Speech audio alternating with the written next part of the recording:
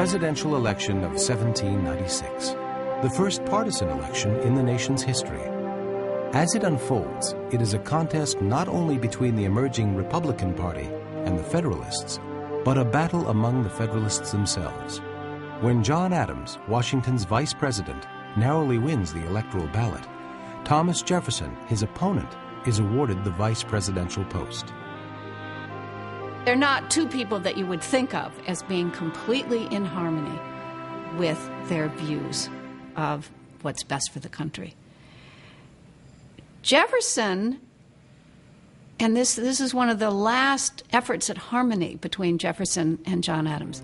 Jefferson wrote a fascinating letter to John Adams in which he said, "You should have won. You're my senior in diplomacy and age and in the nation's service. And I hope that we can work together. I hope we can build an administration, and I will support you." And Jefferson then sent the letter to Madison, sent it to him open, and said, "I've written this letter to the president-elect, but I'm sending it to you for your examination."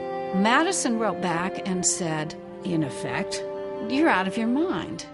You can't write a document that could be dredged out later that says you were the best person and you should have won the election. And what about all these people who've been working for you?"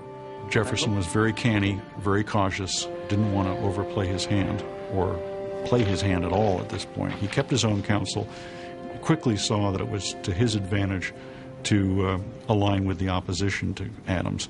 The interesting thing about 1796 is that when the election's taking place, it's really not clear that there are well-defined parties, or more accurately, it's not clear that the quondam leaders of those parties will behave as party leaders.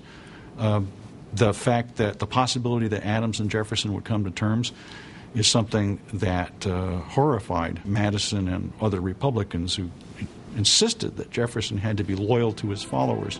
When Adams takes the oath of office in March of 1797, he finds himself entangled in a number of issues, both at home and abroad. He had a very, very difficult road to follow. Would you want to succeed George Washington as president? The European nations were at war. The country had survived 2 four-year terms that were very difficult, but a lot of the fundamental issues had not really been resolved. Adams not only has a vice president who heads the opposition party, but a cabinet that is working at cross purposes. Adams had an extremely disloyal cabinet. Cabinet he kept in place because, again, Adams, like Jefferson, didn't think in partisan terms, imagined that these people who were holdovers from the second Washington administration would be loyal to him, and they weren't. And Hamilton continued to exercise influence from New York, indirect influence over his friends in the cabinet. Adams spent much of his administration escaping to Massachusetts because he simply couldn't deal with it. Adams wasn't, I believe, what you would call a team player. Or if he was on Team America, not on Team Federalist. And I think his career also is interesting because the great gift that the Adamses had was a truly miraculous gift for unpopularity. So Adams, who was not a very diplomatic man to begin with, had a difficult time being president. He and Abigail Adams were really partners in an early president and spouse situation, because she was not only a very strong woman, she had very strong ideals and opinions, and she was not reluctant to share them with her husband. And some historians have, in fact, credited her with being harsher than her husband. During this period, diplomatic relations with Great Britain and Spain are improving, but the relationship with France is deteriorating. In the early months of Adams' term, the French government captures American ships and crews. When Adams sends a delegation to negotiate their release, French agents demand loans and bribes before they'll even talk to the group. Furious, Adams cuts off trade with France and authorizes preparations for war. Hamilton and other high Federalists saw the opportunity to mobilize militarily, and at the same time, new taxes would be necessary, the direct tax of 1798. This would give energy to the national establishment. It's one of the ways in which early American history or early national history runs in a sort of a dialectical fashion. Under threat of war, the Federalists also propose a series of Alien and Sedition Acts that give the president the authority to deport or imprison aliens who are suspected of aiding the enemy. Even the publication of treasonous material is punishable by fines and imprisonment. 25 men, most of them editors loyal to the Republican Party, are imprisoned. Everything began to unravel. And in 1798, with the passage of the Alien and Sedition Acts, Jefferson really moved into outright opposition. It was a strange anomaly because he is a vice president in presumably a nonpartisan administration, although Adams was a Federalist. At the same time, he was becoming the leader of the opposition party, which was working quietly but steadily to defeat John Adams in the election of 1800. Republican leaders pin their hopes on state legislatures to reverse the Alien and Sedition Acts, but only 2 states respond. Federalism is not something that is written in concrete. In the Kentucky and Virginia resolves, you see an effort to enforce the states to resist completely against the federal government, and you see all sorts of negotiations that go on and will continue to go on.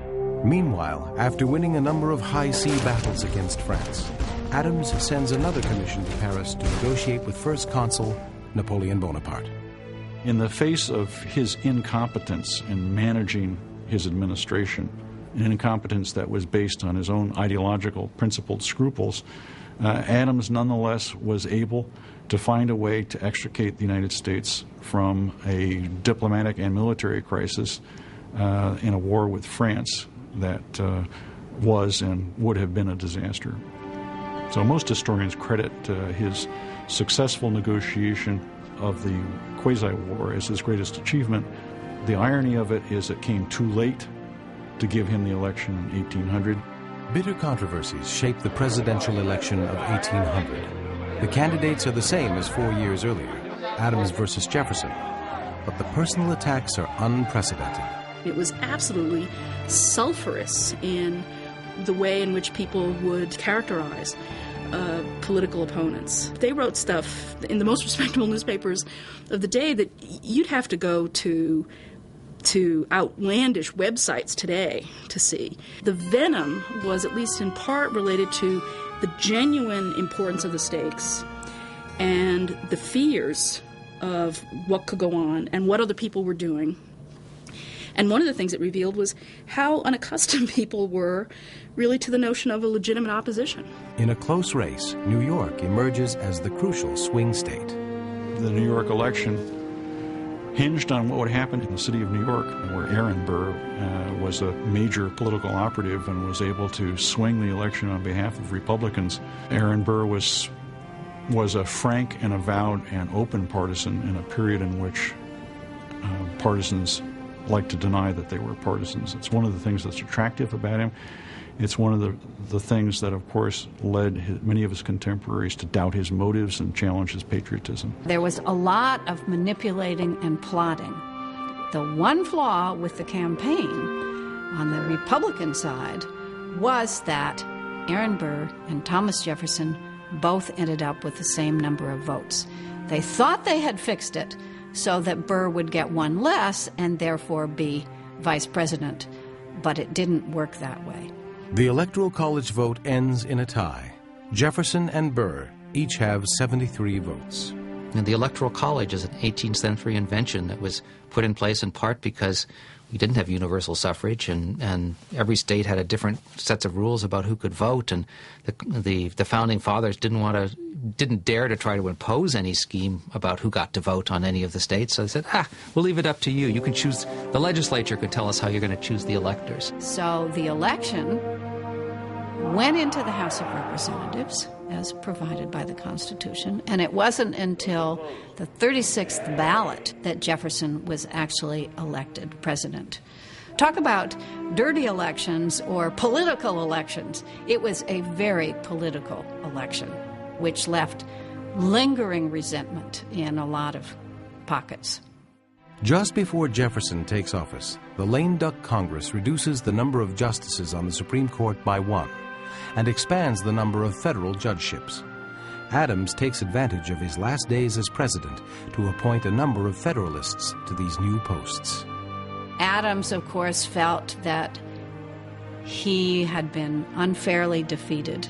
In fact, he had just before the campaign done one of the greatest statesmanlike acts of his presidency. Meanwhile, Hamilton badly divided the Federalist Party. He wrote a scurrilous attack on Adams that was widely circulated within the political elite. And in effect, the Federalist Party as a party committed suicide in 1800. Despite lingering resentments about the election of 1800, the transfer of power from Adams to Jefferson is relatively peaceful. Obviously, the power was transferred from Washington to Adams, but they belonged to the same party. Transferring power to a different party when you hated the incumbent in that party, that was quite a remarkable thing. I think a lot of people began to breathe a little more easily about whether this could work. What really happened in 1801 when Jefferson came to power, many historians would argue to you that nothing really happened, that Jefferson didn't do all the things that he might have done in dismantling the system that Hamilton and the Federalists had created. If you look at Jefferson's first inaugural address, he attempted, at least, to build a coalition. The famous line, "We are all Federalists, we are all Republicans." He didn't set out to destroy, as the Federalists had been afraid, the entire financial system that Hamilton had put in place. But he did eschew direct taxes, like the direct tax of 1798, taxes, excises, and so forth that had led to the Whiskey Rebellion earlier, and put the American government solely on the basis of the income from the tariff. Jefferson also paid down the debt by 50% or more. This was something that, of course, was anathema to Hamilton. Jefferson wanted the debt ultimately to go away, precisely for the reasons Hamilton wanted to keep it. All the tendencies towards centralization that had built up during the Federalist administrations and had also been encouraged by the quasi-war with France, all of those were suddenly relaxed. And as I suggested, there is a kind of a devolution of authority. And that is, it's the states became the center of action.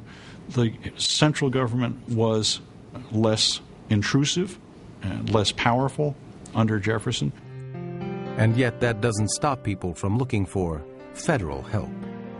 He was, of course, the subject, the victim, the recipient of numerous letters from people who wrote for jobs. They're wonderfully funny, formulaic letters. Dear President Jefferson, I do not presume to know you, but I have been a loyal Jefferson and suffered grievously at the hands of the Federalists in my town.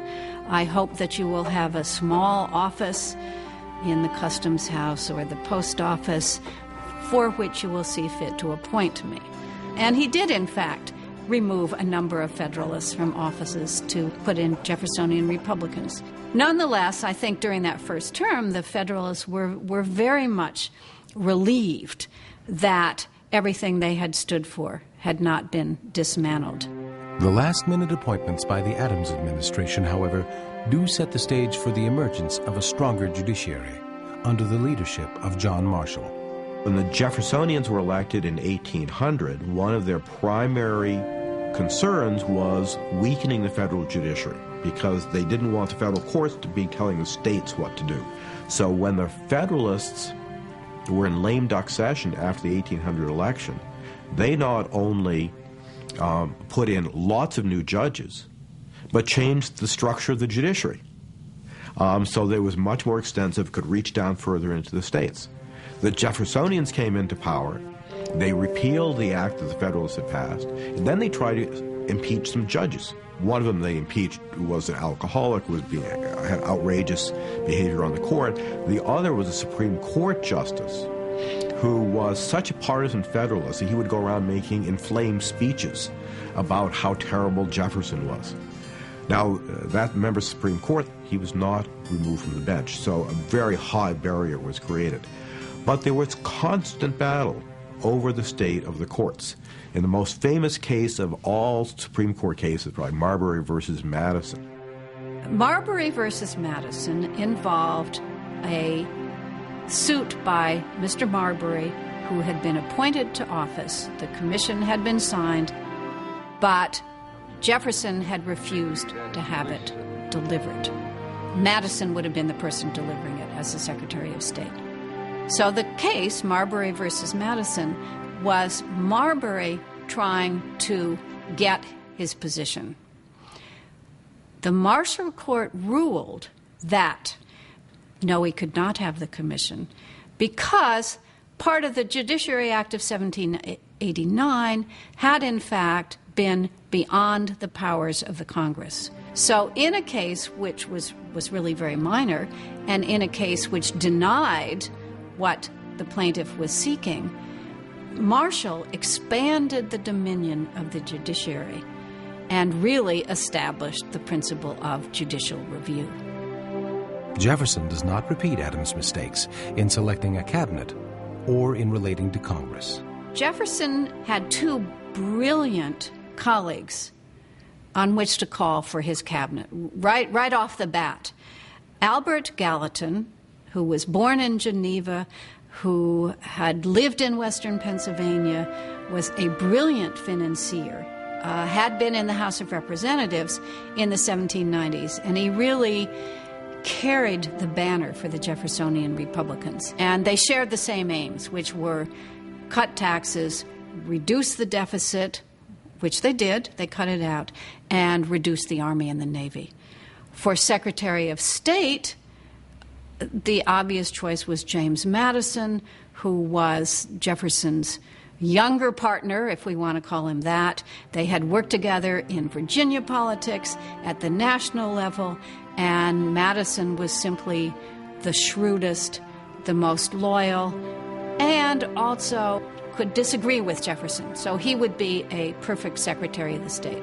Jefferson was also, in his first administration, a master manager of the Republican Congress, because his partisans had now dominated both houses. And he did brilliantly in managing legislation and so forth.